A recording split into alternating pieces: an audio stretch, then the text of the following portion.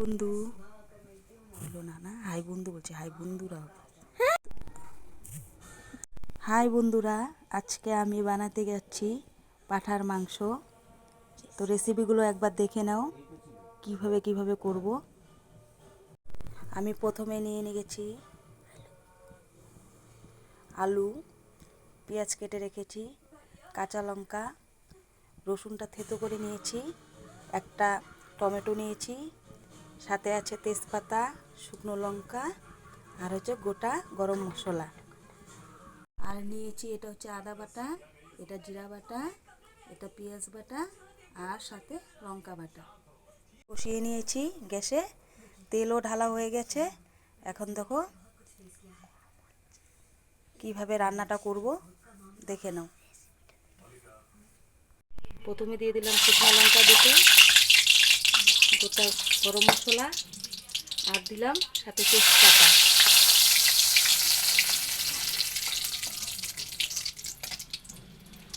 এবার দিয়ে দিব আলুটা। আলুটা ভেজে তুলবো না, একবারই দিয়ে দেবো, তাড়াতাড়ি হবে তাহলে।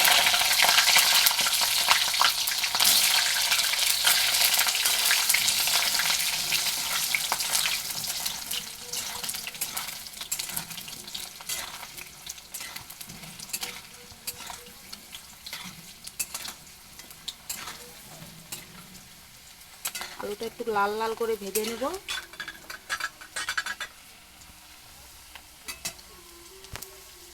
সাথে দিয়ে দিব পেঁয়াজ কুচিগুলো।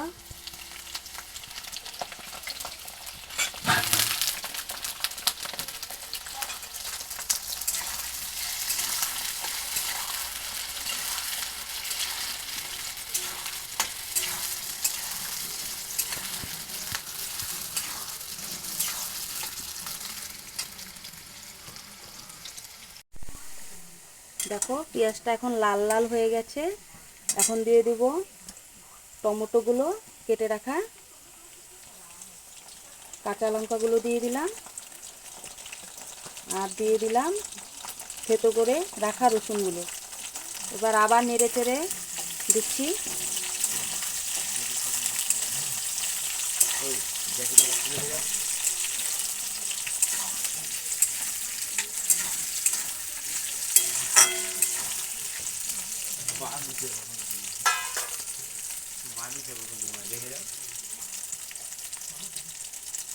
এবার দিয়ে দিচ্ছি জিরে বাটাটা, দিয়ে দিব আদা বাটা, আবার নেড়ে দিচ্ছি।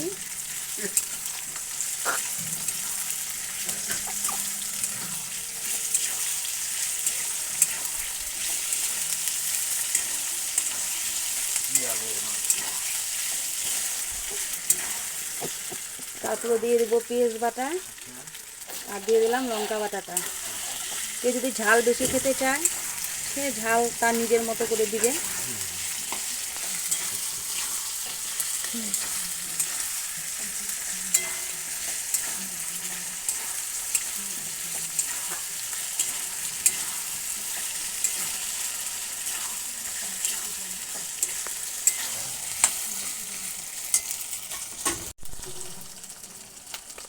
দিয়ে দিচ্ছি পরিমাণ মতো হলুদ,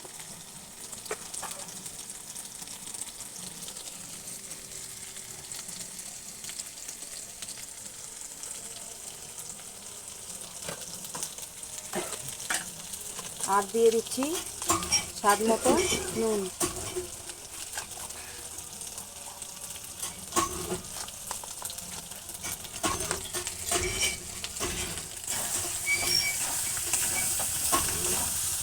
আবার নেড়ে চেড়ে দিচ্ছি।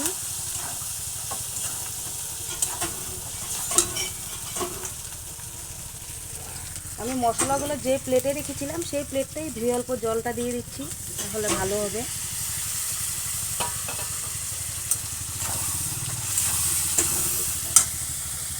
এবার দিয়ে দিচ্ছি মাংসটা।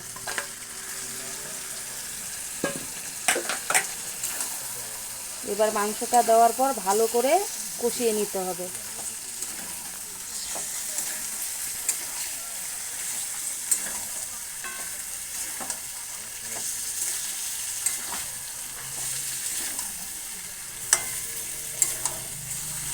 কষানোর সময় গ্যাসটাকে আমি লো করে রাখলাম।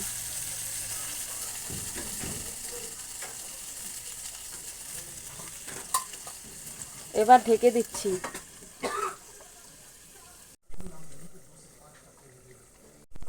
এবার ঢাকনাটা তুললাম।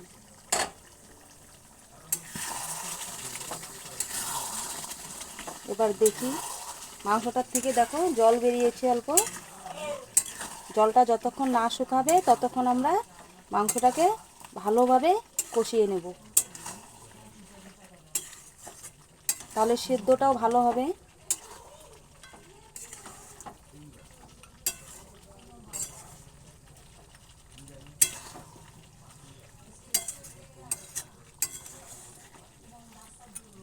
মাংসটা আটটুক কষবে, আটটুক সেদ্ধ করে নিই।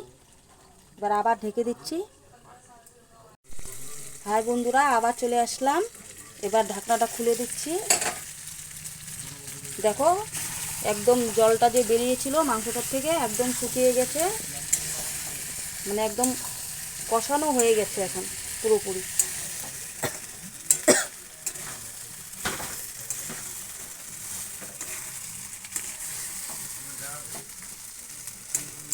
এখন দিয়ে দিব অল্প জল, বেশি দিব না, অল্পই দিয়ে দিলাম, কারণ এটা তো পাঁঠার মাংস তো সিদ্ধ হতে অল্প সময় লাগে।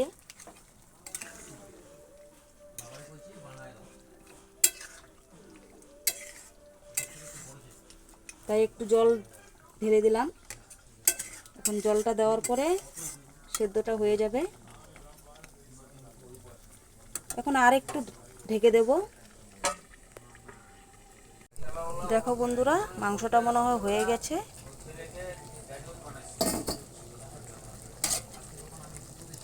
দেখো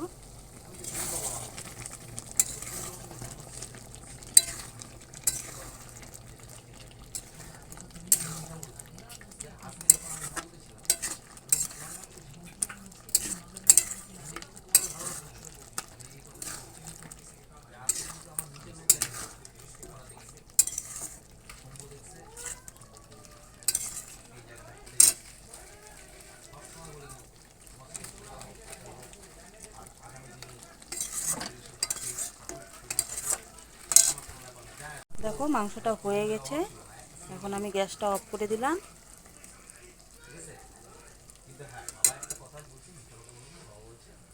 এখন দিয়ে দিব অল্প গরম মশলা, গুঁড়ো গরম মশলা।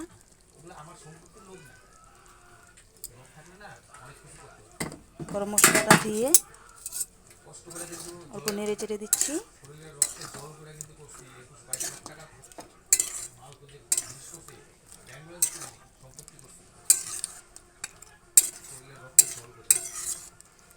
হয়ে গেল আমার আজকের পাঁঠার মাংস।